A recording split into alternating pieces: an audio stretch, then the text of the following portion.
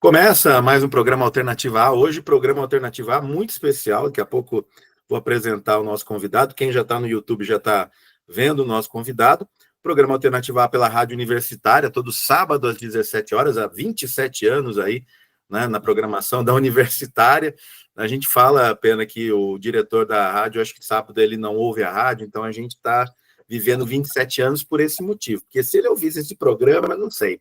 A gente tem certas dúvidas em relação a isso, certo? E você pode aí acompanhar a gente pelo nosso Instagram no programa, né? P.alternativa. Aliás, nosso Instagram aqui bombou perguntas para o Pena Schmidt. Vou fazer aí as perguntas ao longo do programa. Bom, já falei, né? Apresentei aqui, já falei o nome, né? Precisa ter uma apresentação mais formal, né? Estamos aqui recebendo hoje o produtor, técnico de som, gestor de espaço cultural, dono de gravadora, bom, entre outras coisas, né? Estamos recebendo aqui hoje no programa Alternativa A o grande Pena Schmidt. Pena, obrigado aí pela sua participação aqui. Salve! Estou aqui inteiramente à sua disposição. Então tá ótimo. Ô Pena, é o seguinte, né?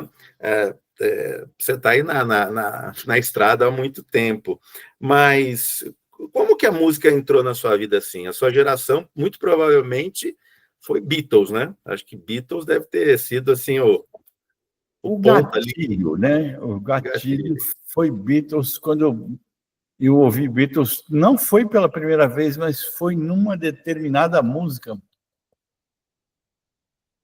Não vou lembrar qual foi o nome da música agora, mas foi um dia que eu estava ouvindo uma música dos Beatles, fazendo lição de casa, assim, tipo 12, 13 anos. Eu ouvi aquela música, parei, fiquei ouvindo, e minha mãe estava do lado, assim, fazendo alguma coisa, e eu falei para ela, isso é uma cena registrada aqui. Falei para ela, é com isso que eu vou trabalhar. Minha mãe não entendeu nada, mas foi assim mesmo. Foi uma canção dos Beatles que despertou em mim a vontade de mexer com isso. Mas isso foi então isso que te levou para fazer eletrônica lá em Santa Rita, Sapucaí, lá em Minas, né? Já foi pensando nisso? Você não estava pensando em trabalhar com engenharia de alguma coisa, técnica de alguma coisa? Não, eu, assim, fui um aluno, não vou dizer medíocre, mas eu fui um aluno relapso, bagunceiro e vagal mesmo. Eu tomei uma bomba de matemática no terceiro ginasial. Como era bagunceiro, fui mandado para o turno da noite da escola, no ginásio. E aí estava assim, meio já sem muito saco, sabe? Sim, para nada. Aí meus pais ficaram sabendo que tinha uma escola nova de eletrônica no interior, em regime de internato, que isso fazia parte eu era um problema à procura de uma solução, e isso faria parte de uma solução. Me internar num lugar longe, no mato, para ver se eu sossegava o facho. Fomos visitar, era a Escola Técnica de Eletrônica de Santa Rita do Sapucaí, que na época estava ali pelo seu 6º ano de fundação.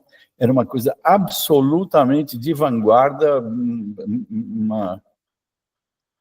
uma senhora que tinha sido esposa de um diplomata, viajado o mundo todo, já tinha percebido ali pelos final dos anos 50, anos 60, comecinho dos 60, que a tal da eletrônica ia ser o futuro do mundo. E ela resolveu patrocinar uma escola de eletrônica na cidade da família dela, no sul de Minas, Santa Rita do Sapucaí, que na época tinha café e vaquinhas, como até hoje ainda tem, mais nada.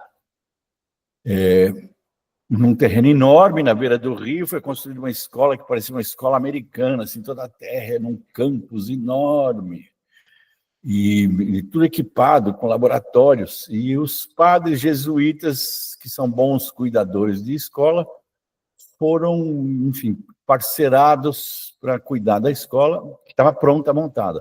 Eu chego lá no 6º ano dessa escola, olhei para aquilo e falei, muito legal, e fiquei.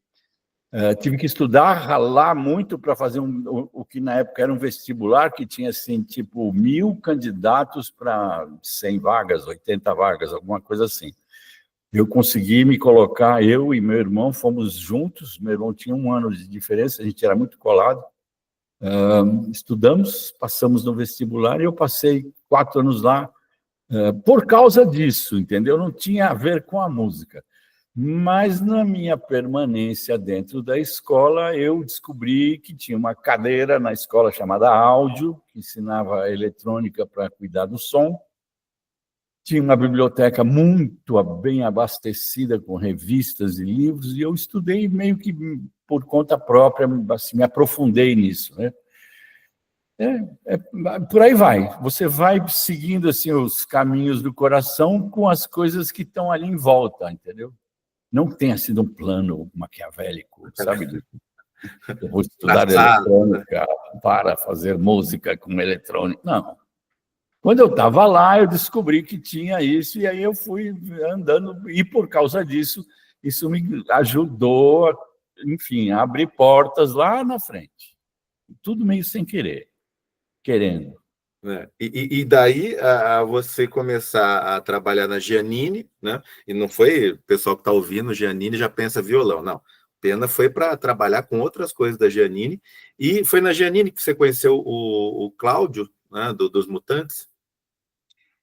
Não. Foi mais tarde um pouquinho. Foi mais tarde. Mas só para você ter uma ideia, o último ano da escola de eletrônica é uma escola técnica de eletrônica. Então, assim, naquela...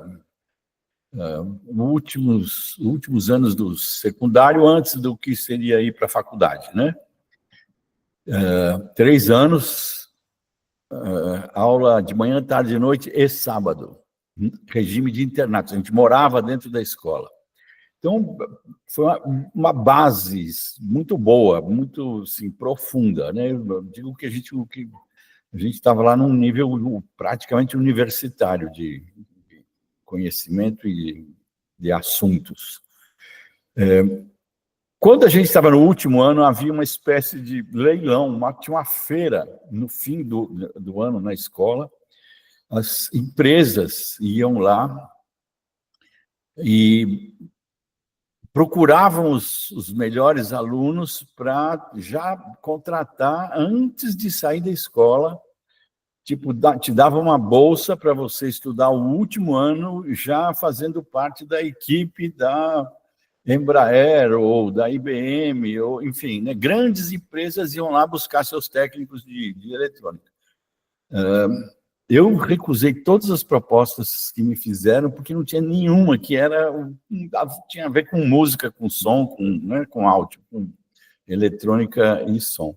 E saí da escola sem emprego, fui bater na porta da Giannini. Eu fui talvez o único da minha turma que saiu de lá sem estar muito bem empregado. E, claro, a Giannini topou. Eles tinham, na época, fabricavam as guitarras, já fabricavam os amplificadores. Na época que eu estive lá tinha um laboratório de eletrônica, tinha uma linha de montagem, com as moças fazendo, enfim, soldando os amplificadores, aquela coisa toda, e um laboratório que tinha um japonês, que já estava antes de mim, e eu. A gente fazia assim, umas brincadeiras para fazer um modelo novo, para ver se usava uma válvula nova, alguma coisa assim. A gente montava órgãos da Yamaha, que estava sendo, enfim, tentando se produzir aqui no Brasil. E era isso. Era um laboratóriozinho de fazer experiências dentro da Giannini. Para mim foi muito legal a parte de aprender os artesanatos, né, que envolve o violão, o capricho dos caras com a madeira, essa coisa toda. Eu fiquei lá 6 meses trabalhando. E de lá já pulei para um estúdio de gravação, sabe? Já foi assim, né? Você vai pulando de galho em galho.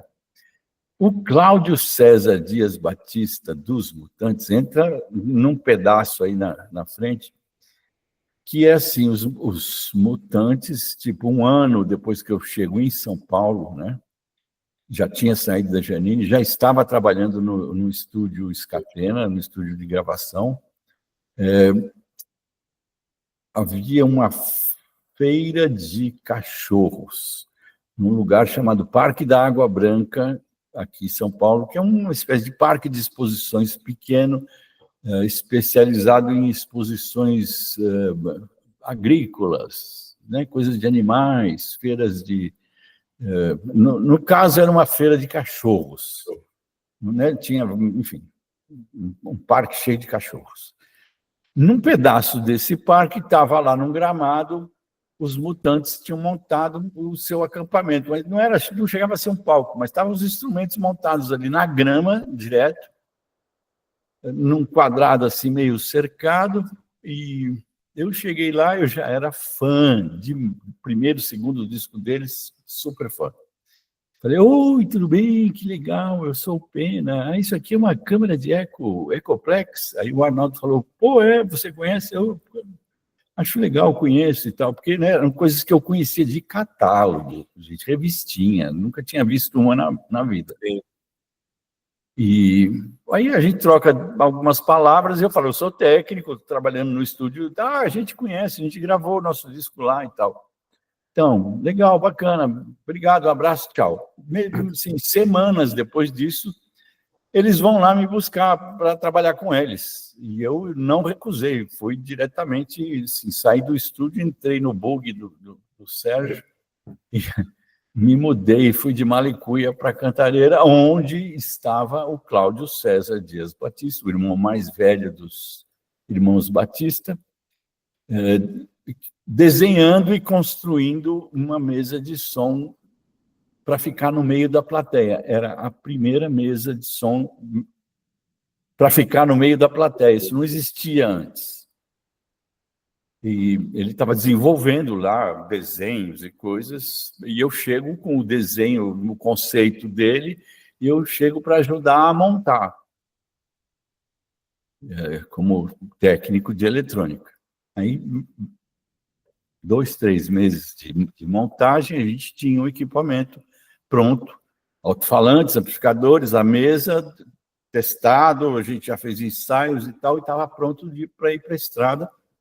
E eu segui com os Mutantes durante, não deu um ano, uns 8, 10 meses, pela estrada afora, pilotando essa mesa. Eu, assim, fui o primeiro técnico de som que sentou numa mesa de som no meio da plateia. Ô, Pena, a gente vai para rápidos apoios culturais, e eu queria aproveitar, a gente tem um tempinho, você queria escolher uma música dos Mutantes para a gente tocar e encerrar esse bloco? Top, top.